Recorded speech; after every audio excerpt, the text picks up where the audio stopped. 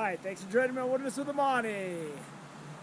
I'm back to scout some new territory in Lake Tahoe, and I am at the Zephyr Cove resort area. I've never fished out here.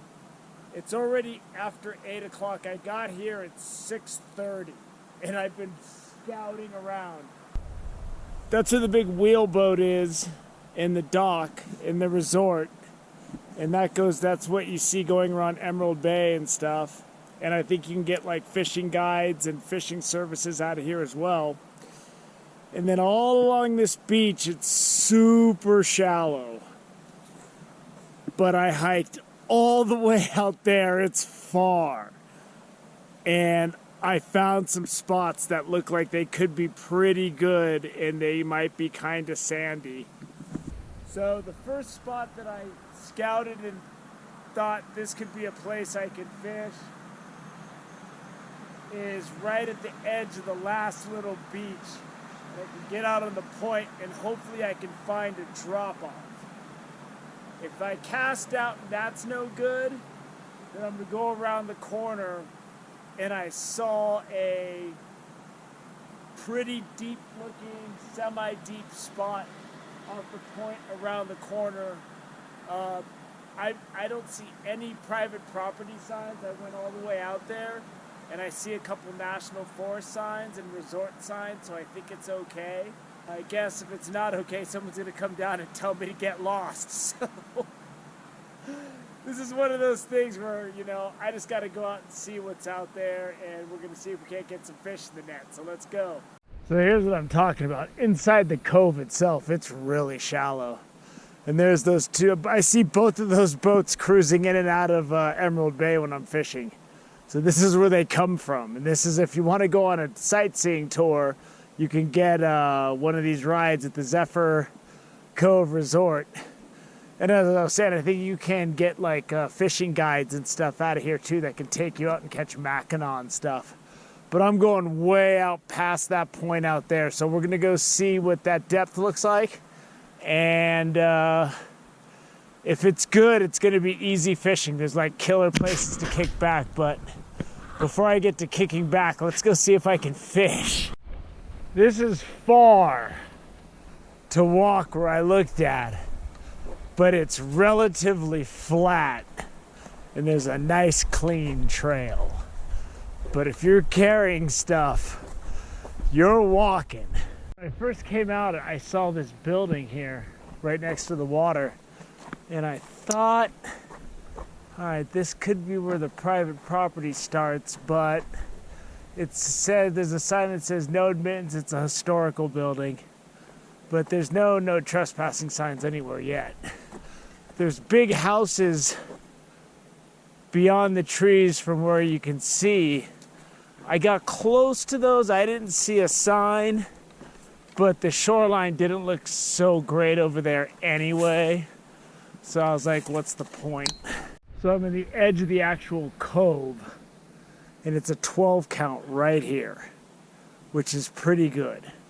I'm going to go look at that other spot really fast. But this is obviously going to take a few days of fishing to figure this out. But we're going to get started today.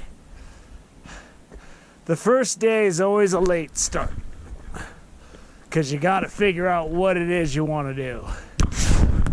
So this out here on this point, there's the cove. It's deep right here. It looks really good. It's a little rocky though because it's only about a 13 count in the cove. I think I'm going to wait on that, and I'm going to fish right here. This looks like a big fish spot. And the one thing about determining whether something's a big fish spot, you actually have to fish it. And then you can figure it out.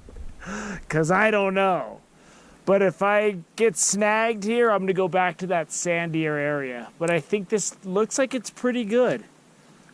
I think these boulders stop and it gets sandy out there. And notice I use I think, because I have no idea. But let's give it a shot. This is a nice spot. It's obviously a place people fish because like 4 guys just showed up over there. They're fishing. and there's a guy fishing right on the other side of these rocks. So we'll see. If everyone gets too close, I'm going to go find another spot. I got power bait and I got inflated crawlers. If you want to see how I rig up, I got my fishing tips playlist. I have videos that go all the way down to the specific hooks I use. And it looks like it's kind of boulder and sand out there, which is pretty good. I'm trying not to scream too much because I got people on both sides. I don't want to be out here screaming. But I'm just going to soak some bait out here. It's deep. It's my power bait. I can throw that farther. I did about a 22 count. And my night crawler, I can only throw it shorter, and that's only at about a 15 count. Now, I usually use power bait on my smaller rod because I could whip it way out there.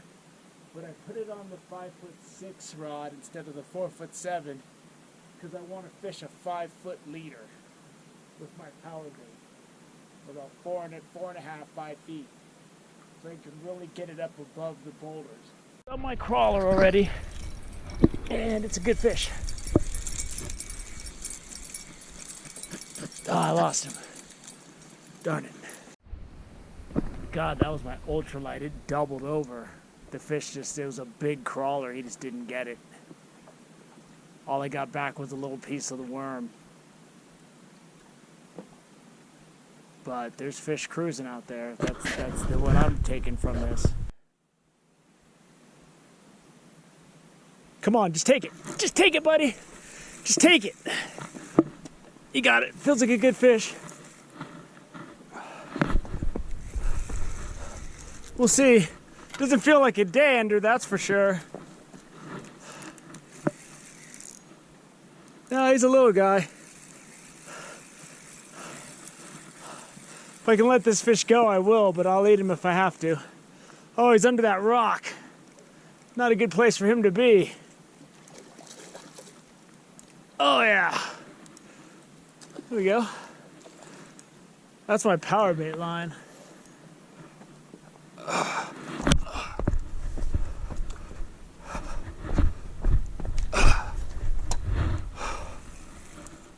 Oh, he's under this rock.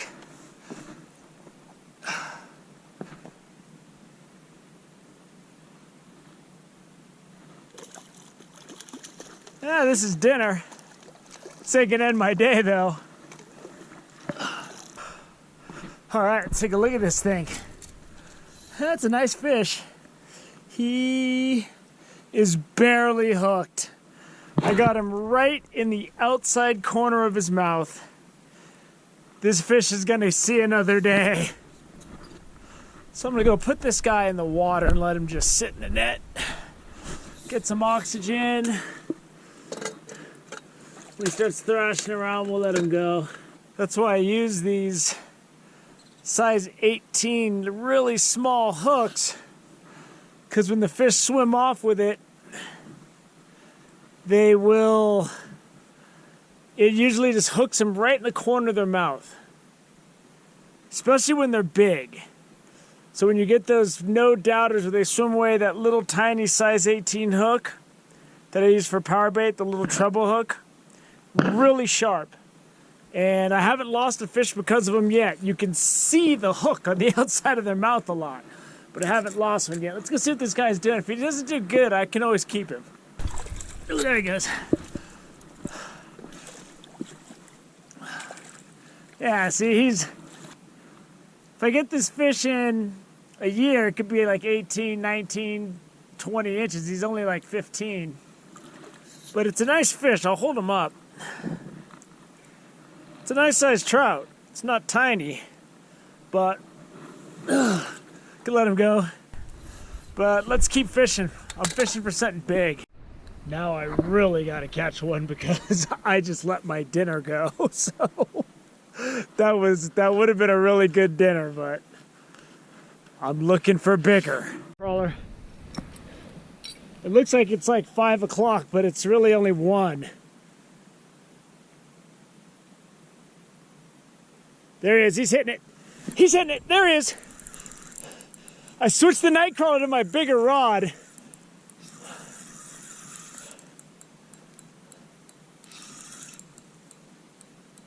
And it's a good sized rainbow. There's another big one jumping out there. But I missed that first big hit because I had the night crawler on my small rod, and with that big old night crawler, there he is. Ooh, that's a good fish to eat, boy. That big night crawler was he sawed me on that rock. That big night crawler is hard to set the hook with that really light 4'7" ultralight. But this is what I'm looking for when I fish Lake Tahoe. Big rainbow like this to eat. Oh, look at this boy. And this is a good place to land fish. I really like this spot. But this is the night crawler. Got him. Got him. My sketchy net. I gotta replace my net. I know. But this is gonna do it for me because I don't need more than this fish. There we go. It's a nice rainbow. Let's measure them up.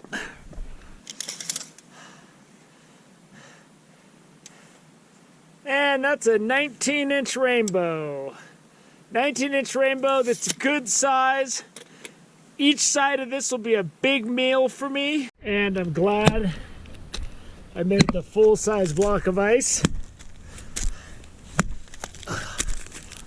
And I just bust that up, dump it on that fish.